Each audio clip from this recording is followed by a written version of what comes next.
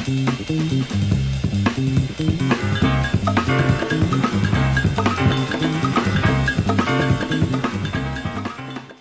estábamos en esta 24ª versión de la Feria del Libro, emisiones especiales que pueden seguir a través de la televisión e internet en el canal youtube.com/ovallecultura. También por ahí lo estamos subiendo a las diferentes redes sociales, Facebook, Twitter, en fin. Estamos junto a Carol Cabrera, ella es una de los autores de este libro titulado Tamaya, las voces de la memoria. Hola Carol, ¿cómo estás? Hola, ¿cómo están? Bueno, voy a contarte aquí, nosotros hacemos como una previa para lo que es la presentación en la testera principal de esta muestra literaria. Este libro, ¿por qué el tema Tamaya? ¿Qué fue lo que los apasionó para hacerlos llegar a esta dimensión? Primero porque Diego, que es el otro autor de este libro, mi marido, vive en La Torre, muy cerca de Cerrillo Tamaya, y siempre había escuchado desde pequeño las historias del mineral. Y pensamos que era el momento oportuno para rescatarlo a través de un libro que solamente hablara del mineral específico de Tamaya y no sobre los yacimientos de cobre en general. Claro, porque existe una visión así como, bueno, la típica historia de José Tomás Urmeneta y la serie de leyendas que se han contado. Ustedes han hecho algo muy interesante que es salir un poco de esa historia oficial y empezar a contar desde la escala humana del peón, de la persona que trabajó en estos yacimientos y en estas vetas. Como nosotros tenemos formación de profesores de historia y geografía, ya habíamos leído muchos libros que tenían que ver con estos grandes personajes, que hablaban sobre los descubrimientos de las minas de cobre, sobre el pobre señor que nunca había tenido dinero, que había recorrido los cerros con el burro. Claro. Entonces llegamos a un instante a pensar que ya no era necesario contar esa historia oficial, esa historia decimonónica, y pensamos que lo mejor era situarnos en el contexto de peones, gañanes y todos aquellos que trabajaban o circundaban el mineral. De repente hay una parte de la historia que es muy interesante, como la están planteando ustedes, en que se asemeja un poco a un Far West, así, haciendo un paralelo con una historia cinematográfica que uno podría tener, que tiene que ver con las peleas, con estos enfrentamientos, con las mujeres, en fin, la escala, la cosa vivía a una escala social así en las calles, en fin. Era interesante contar cómo se vivía de verdad la vida en el mineral, porque casi siempre se caracteriza a los mineros como son borrachos, no tienen familia, no se estabilizan y se cuentan historias más bien generales. Claro. Nosotros pensamos que era bueno contar historias particulares y por eso nos sumergimos principalmente en los periódicos de la época, buscando las noticias de las peleas, de qué pasaba y qué ocurría, a ver si era un poco más accesible a las personas esa historia. Perfecto. En cuanto a archivos históricos y de prensa a los que acudieron para poder llegar a este texto, ¿cuáles podrías, no sé, nombrarnos así? Es que aquí se trataron, archivos históricos que están principalmente en Santiago, porque los archivos que están acá en la región son los que están en la Universidad de La Serena, pero no se pueden acceder a ellos. Está vetado. No pregunten por qué, porque son públicos. Claro. Eso es algo que yo no puedo explicar. Y tuvimos que recurrir a periódicos y a archivos principalmente de notaría, archivos de gobernación que se encuentran en Santiago, que dan información. Y el archivo más importante fue el archivo del registro civil del oro, porque ese archivo todavía está en el registro civil de Tamaya. Perfecto. Entonces uno puede acceder a él porque es público y traía mucha información porque el señor escribía todos los días lo que ocurría en el mineral. Claro, y ahí está, por ejemplo, ¿cómo se llama? La tasa de salida de gente. ¿Cuánta gente llegaba, cuánta gente nacía? O sea, principalmente en el oro hubieron 2.000 personas, pero el total del mineral llegó a ser 8.000 habitantes. Claro, así lo estuvimos viendo un poco. Las Voces de la Memoria, digamos, fue también financiado por un proyecto Fondar. Cuéntanos un poquito de eso, de la naturaleza de estos 1.000 ejemplares que tenemos ahora el gusto de poder lanzar a través de esta testera. Hubiera sido imposible para nosotros, desde nuestro bolsillo, financiar 1.000 ejemplares. La edición de un libro es muy cara, principalmente porque uno elige el papel y quiere que sea el mejor papel posible, que sea a gusto del lector, principalmente. Y en realidad nosotros postulamos 2 veces al Fondar. El 2009 no lo ganamos por inexperiencia, faltaban muchos documentos, y el 2010 logramos que este libro viera la luz. Perfecto. ¿A quién le recomendarías este texto así especialmente? Obviamente uno tiene como que piensa en un público heterogéneo, lo más amplio posible, pero ¿cuáles serían, no sé, tal vez a los que así, como si fuera un dardo que lo vas a dar en un blanco en una pared? ¿A quién tú crees que ese sería el más adecuado receptor? Puede sonar un poco presuntuoso, pero yo quiero que este libro lo lean los historiadores locales. Los que estuvieron escriben antes que nosotros, que se den cuenta que también es importante la historia de las pequeñas personas y no solo de los grandes personajes. Perfecto. Bueno, Carol, en un ratito más vamos a estar allá mismo al frente de este punto de prensa acá, presentando este libro. Muchas gracias por estar aquí en el punto de prensa de la 24ª Feria del Libro. Nosotros, bueno, vamos a ir a lo que se va a hacer en la testera. Les recordamos fotos, los videos que se pueden ver también, facebook.com/ovallecultura, también en www.ovallecultura.cl, twitter.com/ovallecultura, y el YouTube lo mismo, youtube.com/ovallecultura. Ovallecultura en todas las plataformas de la internet. Seguimos entonces acá con estas emisiones especiales.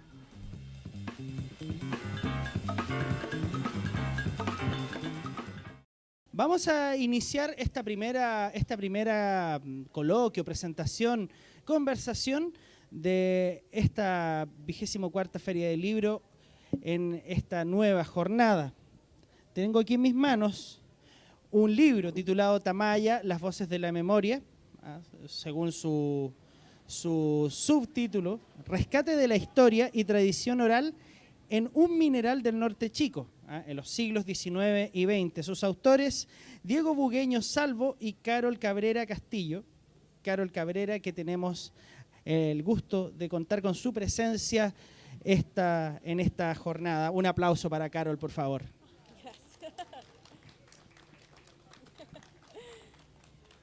Bueno, Carol, como toda historia que merece ser contada, ¿cuál fue la génesis para llegar a este tema en específico? ¿Qué los apasionó con respecto a Tamaya, al mineral de Tamaya?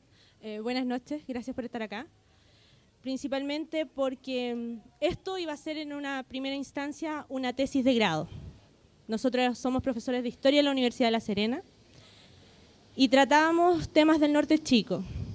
Y este tema fue importante para nosotros porque Diego, que no está con nosotros ahora, vive en La Torre, muy cerca de Cerrillos de Tamaya, y había crecido con la historia del mineral. Y me empapó a mí de esta historia, que encontré interesante y que era necesario rescatar. Así nació este libro.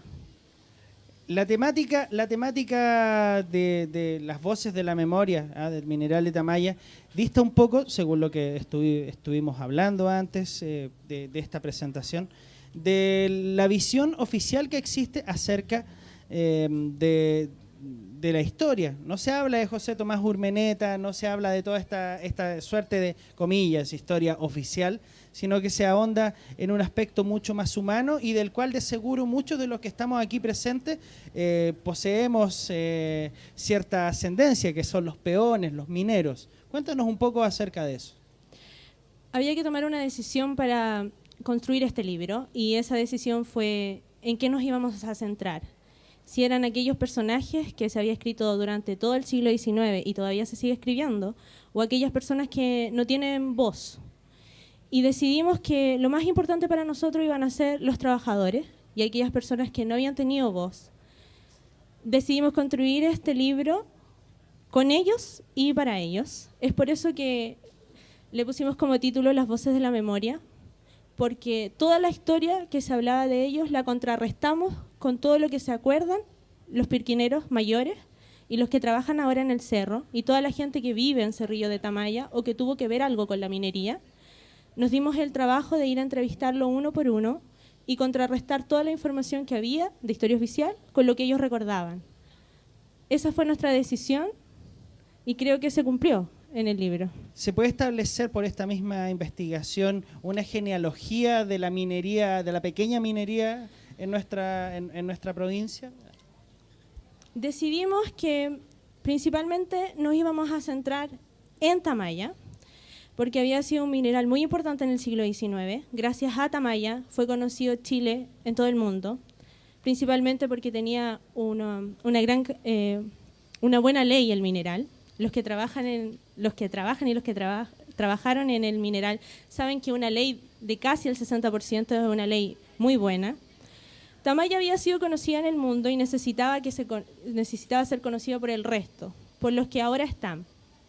Es por eso que solo nos centramos en Tamaya y no extendemos esta historia a otros minerales circundantes, porque el libro se centra en Tamaya. Historias, para obtener estas historias, digamos, estos datos, ¿cuál es la ruta de la investigación que ustedes siguen para poder llegar a este ejemplar, a este volumen, a estos ejemplares que también tenemos aquí al lado? Lo primero que había que hacer era centrarse en saber qué se había escrito sobre Tamaya y quién había escrito sobre Tamaya. Lo que encontramos era que principalmente se hablaba en forma general de Tamaya.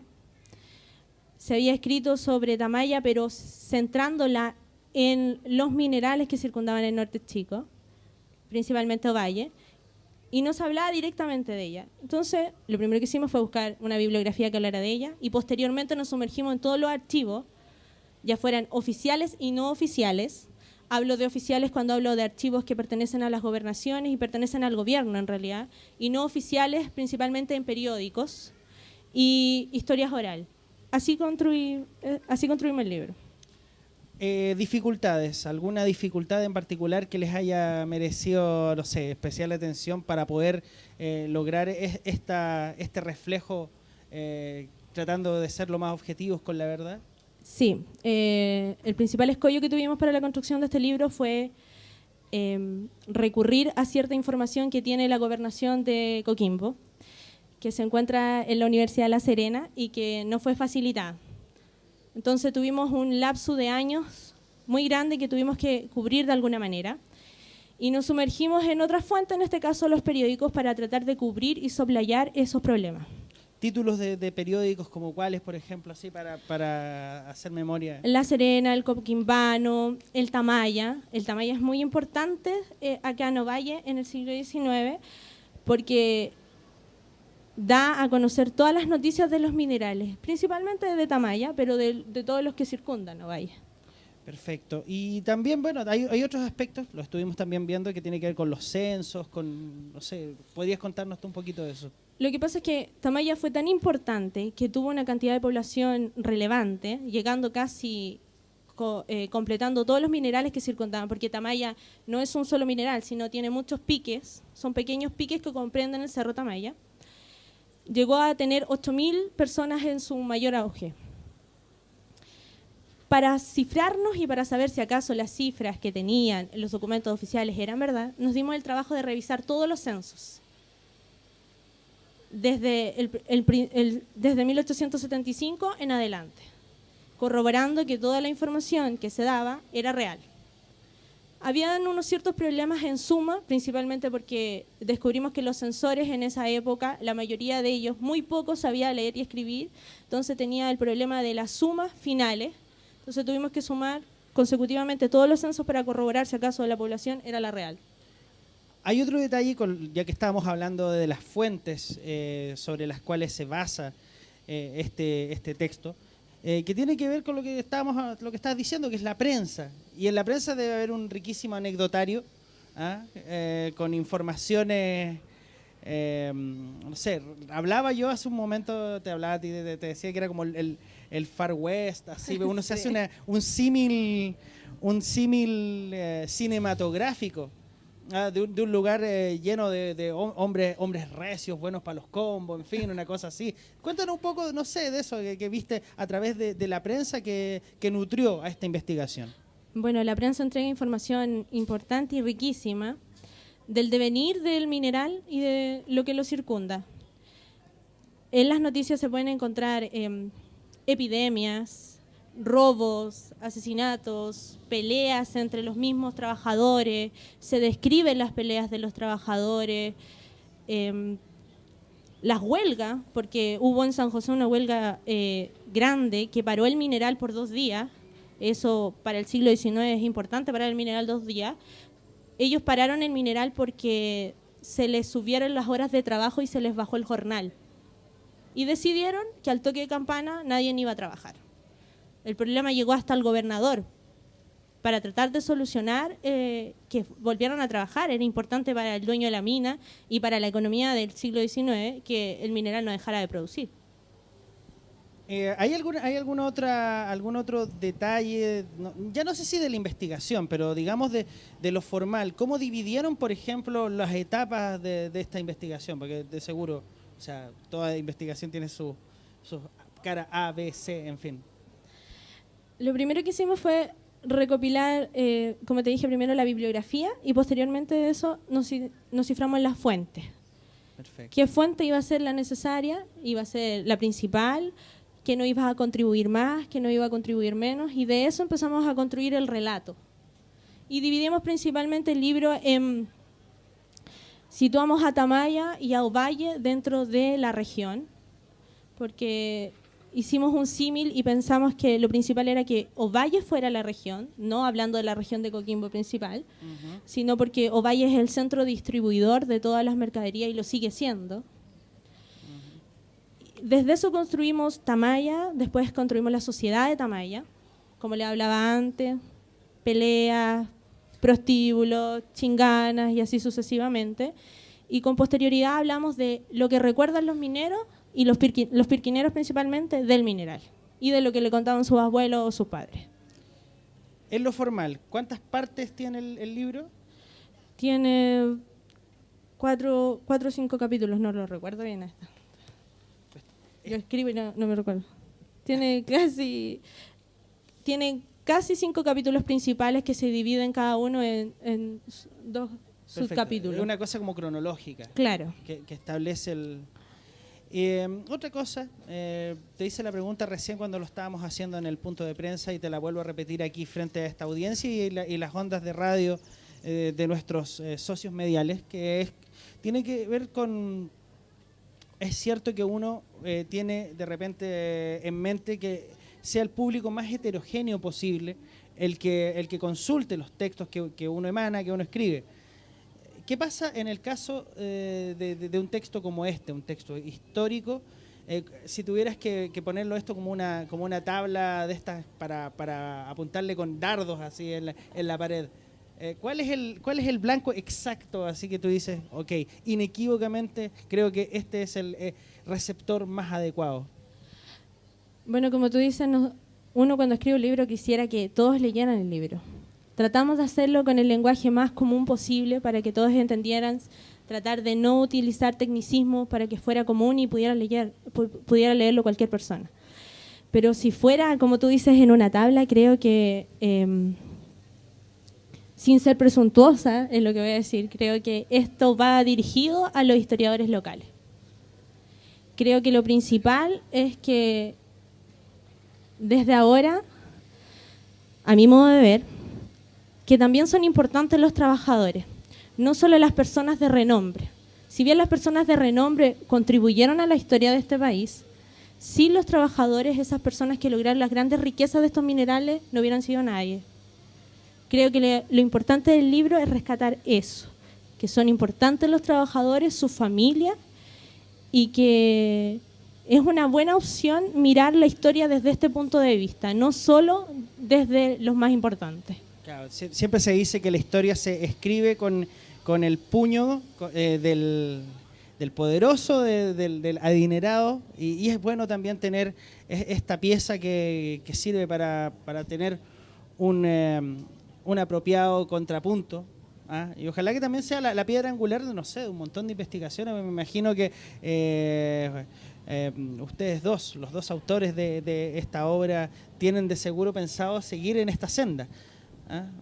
Por ejemplo, no quiero sacar un poco de este texto, pero ¿tienes, por ejemplo, proyectos a futuro pensados también dentro de la historia local? En eso estamos, ahora postulamos de nuevo a un Fonder. pero esta vez sobre Panulcillo. Perfecto.